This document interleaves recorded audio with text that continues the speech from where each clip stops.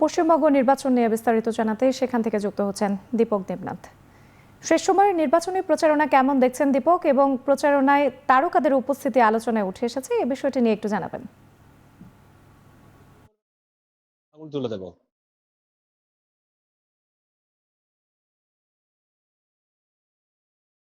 রাজ্যের দ্বিতীয় দফার নির্বাচন এবং দ্বিতীয় দফার নির্বাচনের যে শেষ নির্বাচনী প্রচারণা সেটি শেষ হচ্ছে কিন্তু আগামী 27 তারিখ, অর্থাৎ মাঝে মাত্র দুদিন। এই দুদিনের মধ্যে কিন্তু রাজ্যের যত দলগুলি আছে, রাজনৈতিক দলগুলি আছে, তারা কিন্তু নির্বাচনী প্রচারণা সারছেন। রাজ্যের যে শাসক দল তৃণমূল কংগ্রেস থেকে শুরু করে প্রধান বিরোধী দল বিজেপি, পাশাপাশি কংগ্রেস, সিপিআইএম, আইএসএফ অর্থাৎ ইন্ডিয়ান সেকুলার ফ্রন্ট বা আম জনতা উন্নয়ন পার্টি, যারা যারা প্রার্থী দিয়েছেন সেই সমস্ত দলের প্রার্থীরা কিন্তু নির্বাচনী প্রচারণা করছেন। যেহেতু আজকে ছুটির দিন, সরকারি ছুটির দিন রবিবার, তাই রবিবার সকাল থেকে কিন্তু প্রার্থীরা দাঁড়ে দাঁড়ে যেরকম ঘুরছেন, দাঁড়ে দাঁড়ে গিয়ে যেরকম জনসংযোগ করছেন, ঠিক প্রার্থীদের সমর্থনে কিন্তু তারও প্রচারকরাও আছেন। আপনি জানেন যে এই যে দফাটা, এই 29 তারিখে যেই দফা, সেই দফায় কিন্তু মুখ্যমন্ত্রী মমতা ব্যানার্জি তিনি নিজে প্রার্থী, তিনি ভবানীপুর আসনের প্রার্থী। পাশাপাশি তিনি অন্যান্য যে সমস্ত প্রার্থী আছে তাদের হয়েও কিন্তু প্রচারণা সারছেন। আজকেও ভবানীপুরে যেরকম প্রচারণা আছে এবং অন্য যে সমস্ত প্রার্থী তাদের হয়ে প্রচারণা সারছেন। এই মুহূর্তে রাজ্যে আছেন প্রধানমন্ত্রী নরেন্দ্র মোদী, তিনি কিন্তু বিজেপি প্রার্থী যারা আছেন তাদের সমর্থনে তিনি নির্বাচনী প্রচারণা নাচ্ছেন। বিজেপির কেন্দ্রীয় নেতা এবং বলিউড অভিনেতা মুচেন চক্রবর্তী, তিনি কিন্তু একটা প্রচারণায় আজকে আছেন। এবং কিছুক্ষণ আগে আমরা দেখলাম যে মন্দাকিনী, তিনি বলিউড অভিনেত্রী, সেই মন্দাকিনীকে কিন্তু দেখা গিয়েছে তৃণমূলের যে প্রার্থী, সেই তৃণমূলের প্রার্থীর সমর্থনে প্রচার করতে। এবং আমরা গতকাল দেখেছি যে গতকাল অরবিন্দ কেজরিওয়াল, যিনি দিল্লির সাবেক মুখ্যমন্ত্রী এবং আম আদমি পার্টির চেয়ারম্যান, তিনি কিন্তু গতকাল এই রাজ্যে এসেছেন, অর্থাৎ পশ্চিমবঙ্গে এসেছেন। তিনি আজকে তৃণমূল প্রার্থীদের যে সমর্থন, সেই সমর্থনে কিন্তু তিনি নির্বাচনী প্রচারে থাকছেন।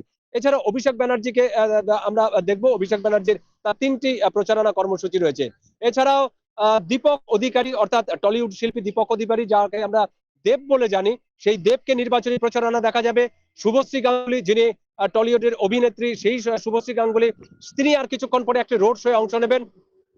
সুতরাং যেহেতু হাতে সময় নেই, হাতে মাত্র দুদিন সময়, এই দুদিনের মধ্যে কিন্তু যে সমস্ত প্রার্থীরা আছে তারা যেরকম জনসংযোগ করছেন, তারা যেরকম ভোটারদের আকৃষ্ট করার চেষ্টা করছেন, মন জয় করার চেষ্টা করছেন, ঠিক তেমনি সেই সমস্ত প্রার্থীদের হয়ে কিন্তু তারকা যারা প্রচারক বা স্টার ক্যাম্পেইনার আমরা যারা বলি, সেই স্টার ক্যাম্পেইনার রয়েছেন।